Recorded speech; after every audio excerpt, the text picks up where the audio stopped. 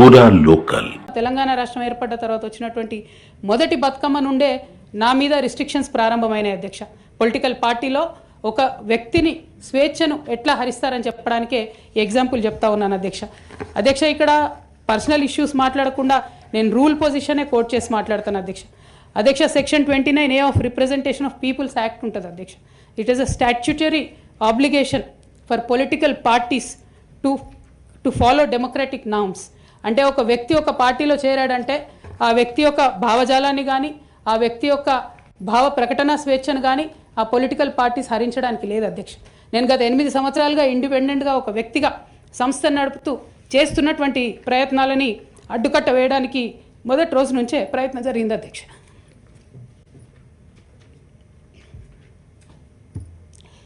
కానీ ఎక్కడ కూడా నేను తెలంగాణ బిడ్డలని తెలంగాణ ప్రజల్ని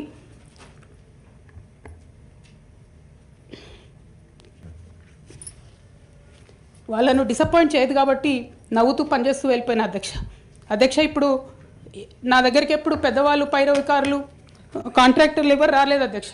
నేను ఎప్పుడు కూడా పేద ప్రజల మధ్యలోనే ఉండి పనిచేస్తున్నాను అధ్యక్ష. నా దగ్గరికి వచ్చినటువంటి బీడీ కార్మికులు కావచ్చు, బీడీ టేకేదారులు కావచ్చు, అంగన్వాడీ టీచర్లు కావచ్చు, ఆశా వర్కర్లు కావచ్చు, ఐకేపీ ఎంప్లాయీస్ కావచ్చు అధ్యక్ష, అదేవిధంగా జిహెచ్ఎంసీ కార్మికులు కావచ్చు అధ్యక్ష, టీచర్లు కావచ్చు అధ్యక్ష, నిరుద్యోగులు కావచ్చు, ఆడబిడ్డలు కావచ్చు, సింగరేణి ఉద్యోగులు కావచ్చు, కరెంట్ ఎంప్లాయీస్ కావచ్చు, ఎవరు వచ్చినా అధ్యక్ష నేను కాదనకుండా నాకెంత వీలైతే అంత పనిచేసి పెట్టేటటువంటి ప్రయత్నం చేసిన అధ్యక్ష. అయినా సరే అధ్యక్ష, పార్టీ మౌత్ పీసులుగా ఉండేటటువంటి పార్టీ పేపర్లు, పార్టీ ఛానళ్ళు ఏ ఒక్కరు కూడా ఎన్నడూ కూడా మద్దతు ఇవ్వలేదు అధ్యక్ష. అయినా సరే ధైర్యం వదులుకోకుండా మొక్కువని ప్రయత్నంగా నేను ప్రయత్నం చేస్తూనే వెళ్ళాను అధ్యక్ష. తెలంగాణ రాకముందు బీఆర్ఎస్ ప్రభుత్వం ఏర్పడకముందు ఒక మాట అనుకున్నాం అధ్యక్ష. కేసీఆర్ గారే పదే ఈ మాట చెప్పారు. ఉమ్మడి రాష్ట్రంలో మనకు కాంట్రాక్ట్ వ్యవస్థ వచ్చింది, మరి కాంట్రాక్ట్ ఎంప్లాయీస్తోని అవుట్సోర్సింగ్ ఎంప్లాయీస్తోని దేశానికి నష్టం జరుగుతుంది, రాష్ట్రానికి నష్టం జరుగుతుంది, అందరికన్నా ఎక్కువ తెలంగాణ యువకులకు నష్టం జరుగుతుందని చెప్పారు అధ్యక్ష. ఆనాడు వారు సరదాగా ఒక మాట అనేవాళ్ళు, అందరికీ కాంట్రాక్ట్ పోస్ట్ ఉంది, మరి ముఖ్యమంత్రికి కూడా కాంట్రాక్ట్ పోస్ట్ ఉంటుందా అని చెప్పి ప్రశ్నించేవారు అధ్యక్ష. కానీ తెలంగాణ వచ్చిన తర్వాత 10 ఏళ్లలో కూడా కాంట్రాక్ట్ వ్యవస్థను మనం రద్దు చేసుకోలేకపోయినాం అధ్యక్ష.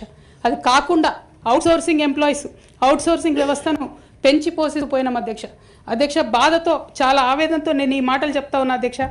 తెలంగాణ సమాజానికి ఏదైతే ప్రశ్నించడం నేర్పించినటువంటి బీఆర్ఎస్ పార్టీ అధ్యక్ష, అంతర్గత వేదికలలో అనేక సందర్భాలలో నేను ప్రశ్నిస్తే అధ్యక్ష నా మీద కక్ష కట్టారు అధ్యక్ష.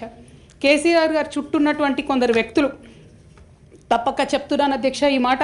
ఎందుకంటే భారతదేశ రాజ్యాంగం ప్రకారం రాజకీయ పార్టీలు ఏవైనా కూడా ప్రజలకు ఒక దిక్సూచిగా నిలవాలి అధ్యక్ష, ప్రజలకు ఒక దారిదీపంగా నిలవాలి.